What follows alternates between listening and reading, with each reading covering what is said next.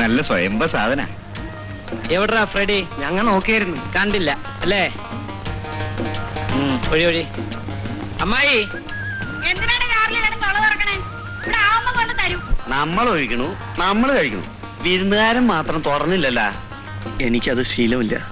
അത് പറ്റില്ല, ശീലിക്കണം. അങ്ങനെ നിർബന്ധിച്ചാൽ കഴിക്കാം. ഈ പറയുന്നതാ സ്നേഹം സ്നേഹം എന്ന് പറയുന്നത്. ബാലു കഴിക്കണ്ട കേട്ടോ, കരിക്കിടാൻ പറഞ്ഞിട്ടുണ്ട്. ബാലു, ഇതാ എന്റെ അമ്മായി.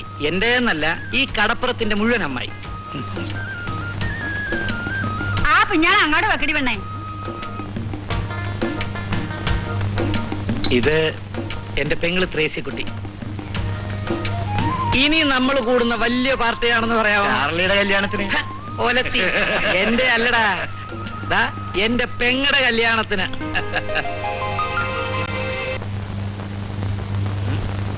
നില്ല് നില്ല്.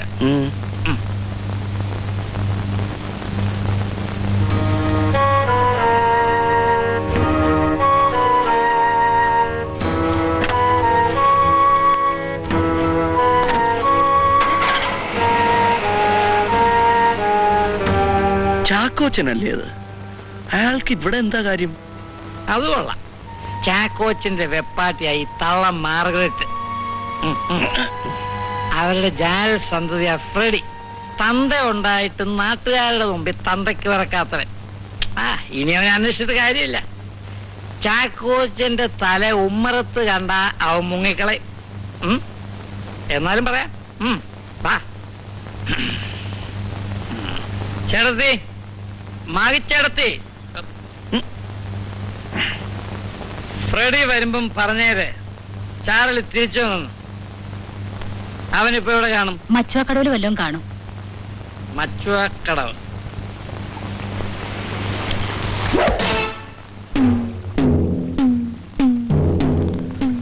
ഫ്രെഡി, എവിടാ ഞാൻ തന്ന സാധനങ്ങളുടെ കാശും കണക്കും? പറയാം, നാളെ കാലത്ത് വീട്ടിൽ വന്നിട്ട്. നാറി, നിന്റെ സൗകര്യത്തിലിരിക്കുന്നതാ ഞാൻ. ഇപ്പൊ കിട്ടണോടാ എന്റെ കാശ്. ഇങ്ങനെ കുടിച്ചു മത്ത് പിടിച്ചു നിൽക്കുന്ന പറഞ്ഞാൽ മനസ്സിലാവില്ല.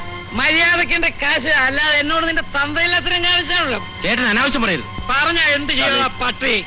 ചാർലി, വിടാ എന്നെ, വിടാൻ. അങ്ങനെ എന്ത് ചെയ്യുന്നു കാണട്ടെ. റാഫേലെ, അവൻ നാളെ കാലത്ത് വരുമെന്ന് പറഞ്ഞില്ലേ? വിടാ എന്നെ. ചാലേ ചാലേ, വേണ്ട.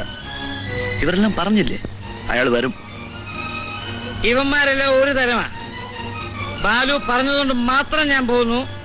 പക്ഷെ നാളെ കാലത്തിന്റെ കാശ് എത്തിച്ചില്ലെങ്കിൽ ശേഷം കാണാം. മതി.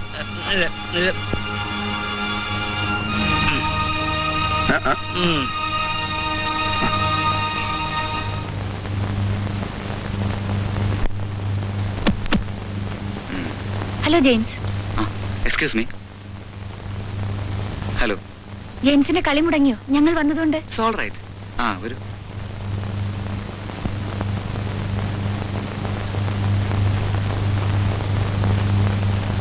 ഇരിക്കൂ. ജെയിംസ് സാറിന് ഫോൺ. ഒരു മിനിറ്റ്.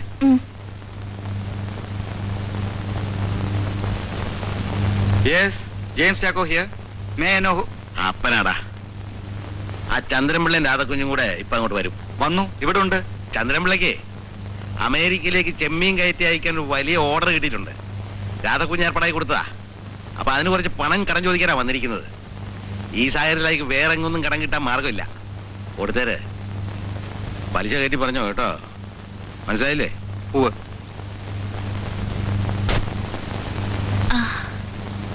അപ്പനായിരുന്നു വീട്ടിൽ നിന്ന്. ഞങ്ങൾ അവിടെ പോയിട്ടാ വരുന്നത്. പറഞ്ഞു, പിള്ളച്ചേട്ടന് പലിശ വാങ്ങാതെ കടം കൊടുക്കാൻ അപ്പൻ ശുപാർശ ചെയ്യുക.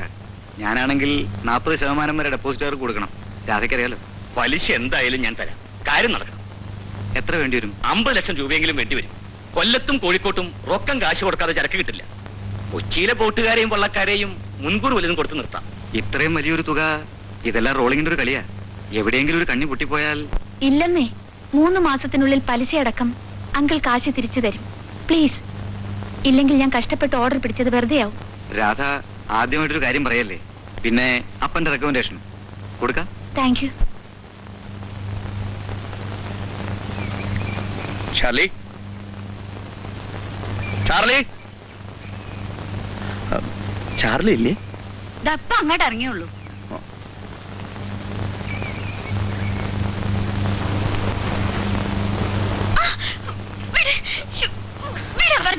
ഞാൻ പറയുന്നത് കേൾക്ക്.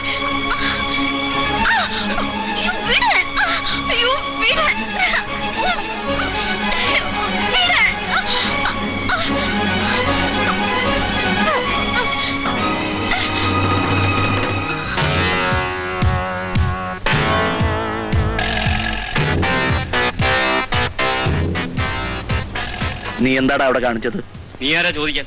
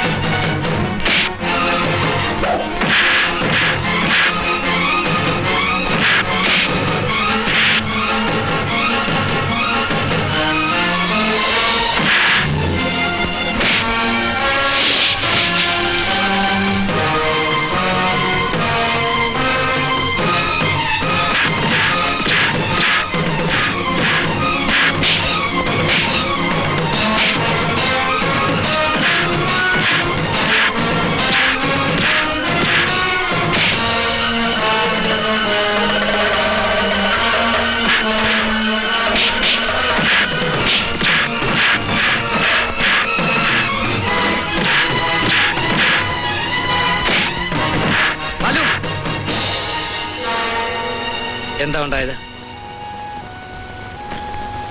പറവാലു. ചാർലിയുടെ അനിയത്തെ ഇവൻ ഉപദ്രവിക്കുന്ന കണ്ടാ ഞാൻ നീ എന്റെ പെങ്ങളെ തന്തയ്ക്ക് വെക്കത്തോനെ. ചാർലി, വിടണേ അവനെ. കഴിപ്പിക്കില്ല, എനിക്കറിയാവിടാ അത്. നീ ഇത്രയും കാലം ജയിലിൽ കിടന്നപ്പം ഇവളെ എന്നെ ഭക്ഷണം കിട്ടാതെ കുടുംബം നോക്കിയവനാടാ ഇവൻ. അപ്പൊ അവറാച്ചന്റെ ആളുകൾ കാശും തന്നില്ലേ? ചൂലേ, നിന്റെ അവറാച്ചൻ. നീ ജയിലിൽ പോയപ്പോ ഞാൻ ഇവനെ കൂട്ടി അവനെ പോയി കണ്ടു. എന്നിട്ട് ചേട്ടന്റെ കയ്യിൽ നിന്ന് പിടിച്ച സാധനത്തിന്റെ കാശ് അങ്ങോട്ട് കൊടുക്കാൻ എന്ന് പറഞ്ഞോ? പറഞ്ഞതോട് ഇവിടെ കൽപ്പിക്കാൻ പറ്റില്ല. പറയടാ, പറയാൻ. ചാർലി പോയാലും കച്ചവടത്തിന് ചരക്കായിട്ട് പെങ്ങളുണ്ടല്ലോ എന്ന്. ഇവളെ വിൽക്കാതെ ഞങ്ങൾ കഴിഞ്ഞത് ഈ ചെക്കൻ കാരണമാണ്. എന്നിട്ട് നീ മച്ചുവാക്കടവിൽ ചെന്ന് അവനോട് കണക്ക് പറഞ്ഞു. ഞാൻ പറയാവിടെ കണക്ക്. വേണ്ടമായി, ഈ കൂട്ടത്തിൽ വെച്ച് വേണ്ട. ഈ കൂട്ടത്തിൽ വെച്ച് തന്നെ വേണം. സമയവും നേരവും നോക്കി പറയാനിരുന്നവളാ ഞാൻ. നിന്റെ പെങ്ങളെ ഇവൻ ഇഷ്ടമാണ്. നീ വന്നിട്ട് നടത്തി കൊടുക്കാമെന്ന് ഞാൻ കരുതി. അമ്മായി, ഇനി നീ സമ്മതിച്ചില്ലെങ്കിലും ഇവളെ ഞാൻ ഇവന് കെട്ടിച്ചു കൊടുക്കും. നീ കടപ്പുറക്കാർക്ക് മൂപ്പനായിരിക്കും, എനിക്കല്ലടാ. ഫ്രെഡി, അവറാച്ചന്റെ കാര്യം നീ എന്തുകൊണ്ട് നേരത്തെ പറഞ്ഞില്ല? അറിഞ്ഞ പാടെ ചേട്ടൻ അയാളുടെ നേരെ ചെല്ലുമെന്നറിയാം. അതുകൊണ്ട് സമാധാനമായിട്ട് പറയാമെന്ന് വരും.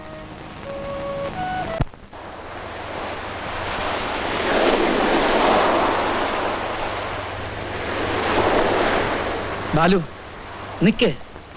നീ എവിടെ പോന്നു? തീരുമാനിച്ചില്ല.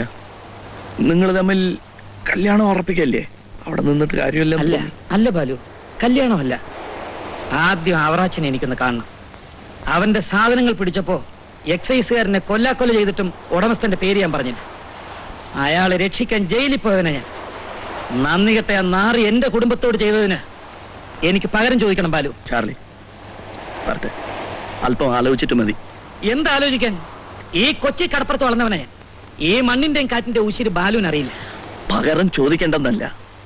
അന്ന് ചാർലിയെ പിടിച്ചപ്പോൾ അവറാച്ചന്റെ പേര് പറഞ്ഞിരുന്നെങ്കിൽ അവൻ അവപ്പെടുമായിരുന്നില്ലേ? അതുപോലെ ഒരു അവസരം ഒരിക്കൽ കൂടി ഉണ്ടാക്കുക. അതിനുവേണ്ടി സ്നേഹം നടിച്ച് അവനോടൊപ്പം കൂടുക. കൂടുതൽ തുകയ്ക്കുള്ള സാധനങ്ങൾ കൈക്കലാക്കുക. പിന്നെ ചാർലി തന്നെ പിടികൊടുക്കുക. അവറാച്ചനോട് പ്രതികാരം ചെയ്യേണ്ടത് ഇങ്ങനെയാ. അത് ശരിയാ ബാലു പറഞ്ഞത്. ഇനി അനിയത്തിയുടെ കാര്യം പറ. ഫ്രെഡിക്ക് തന്നെ കെട്ടിച്ചു കൊടുക്കാമെന്ന് പറഞ്ഞോ? പിന്നെ അമ്മായി പറഞ്ഞില്ലേ, അല്ലേലും ഫ്രെഡി ഉശിരുള്ളവനാ. എന്റെ ത്രേസ്യാക്കുട്ടിക്ക് ചേരും. ഫ്രെഡിക്ക് ഉശിരുണ്ട്.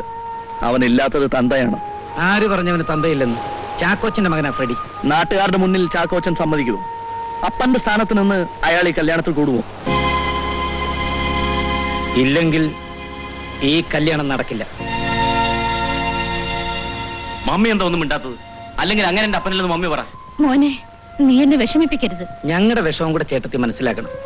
മനസ്സുയോദ്യത്തിന് പള്ളിയിൽ ചെല്ലുമ്പോ ചെറുക്കന്റെ അപ്പൻ ആരെന്ന് വികാരിച്ചും ചോദിച്ചാൽ എന്തോ പറയും? അപ്പൻ ഇല്ലെന്ന് പറയാൻ പറ്റുമോ? ചേട്ടത്തി, ഇത് നിങ്ങളുടെ മകന്റെ അഭിമാനത്തിന്റെ പ്രശ്നമാണ്. 4 പേരുടെ മുമ്പിൽ ഇവന് തല ഉയർത്തി നടക്കണ്ടേ? എത്ര കാലം ഇത് ഒളിച്ചു വയ്ക്കും? അല്ലെങ്കിൽ ആരെയാണ് നിങ്ങൾ പേടിക്കുന്നത്? പേടിയോ? ഈ മേഘയ്ക്കോ? 4 പേരുടെ മുന്നിൽ വെച്ച് അങ്ങേർക്ക് ഈ കഥക് തുറന്നു കൊടുക്കാമെങ്കിൽ നാട്ടുകാരുടെ മുന്നിൽ വെച്ച് എന്റെ മകന്റെ അപ്പൻ ചാക്കോച്ചനാണെന്ന് പറയാൻ ഞാൻ ആരെ പേടിക്കണം?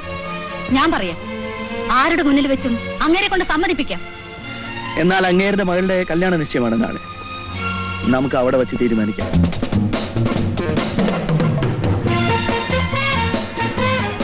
ഇതാണ് ചെറുക്കൻ രാജു.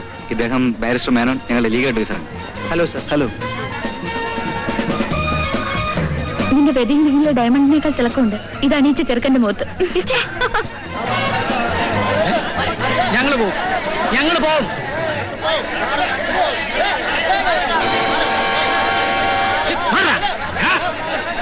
കാണിക്കുന്നു. ഞങ്ങൾ കുഴപ്പമുണ്ടാക്കാൻ വന്നവരല്ല. ചാക്കോച്ചൻ സമാധാനമായിട്ട് കേക്ക്. ഈ നിൽക്കുന്ന ഫ്രെഡിയുടെയും എന്റെ പെങ്ങളുടെയും കെട്ടുറപ്പ്. അതിന് ചെറുക്കന്റെ തന്ത ആരാന്ന് ചോദിച്ചപ്പോ മാഗിച്ചേടത്തി പറഞ്ഞത് ചാക്കോച്ചന്റെ പേരാ. മാഗി, നിന്നെ ഞാൻ പേടിപ്പിക്കാതെ ചാക്കോച്ച. ഇന്നോളം കമാന്നൊരു അക്ഷരം ഞാൻ മിണ്ടിയിട്ടില്ല. ഇപ്പോൾ എന്റെ മോന്റെ കാര്യത്തില. നിങ്ങളെപ്പോലെ എനിക്ക് അവനെ തഴയാൻ നോക്കില്ല.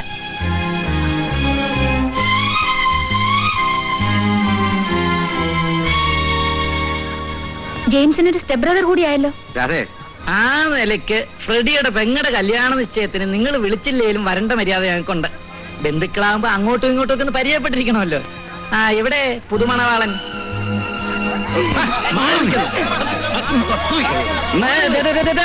ചാക്കോച്ച, വിഡ്ഢിത്തരം കാണിക്കരുത്. ഇവരോട് നേരിട്ട് ജയിക്കാൻ നിങ്ങൾക്ക് ആവില്ല. മച്ചുവ പിടിച്ച് തഴമിച്ച കൈകളാ. ജെയിംസ്, വഴക്കിന് പോകാതെ വല്ലതും പറഞ്ഞ് ഒതുക്കാൻ നോക്ക്. മര്യാദയ്ക്ക് ഇവിടെ ഇറങ്ങി പോകുന്നതാണ് നിനക്ക് നല്ലത്. ആ, പറഞ്ഞേക്കാം. എന്താടാ നോക്കിയിരിക്കുന്നേ? ഇവൻ എന്തുവാ English കാച്ചിയെ?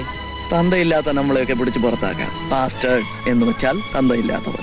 Mister James Chacko, we are not all bastards here. Of course, there is one bastard among us, Mr. Freddy.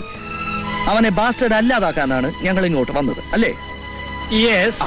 എടാ സണ്ണി, നാളെ പോലീസിൽ റിപ്പോർട്ട് ചെയ്യടാ. നടക്കില്ല സാറേ. നിർബന്ധമാണെങ്കിൽ ഈ ടെറസിൽ നിന്ന് താഴോട്ട് ചാടാം.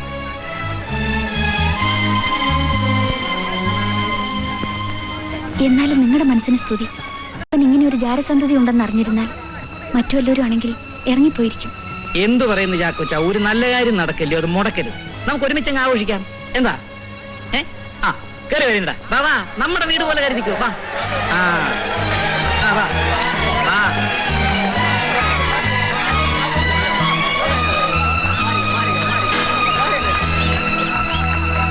അങ്കിൾ വന്നത് വന്നു.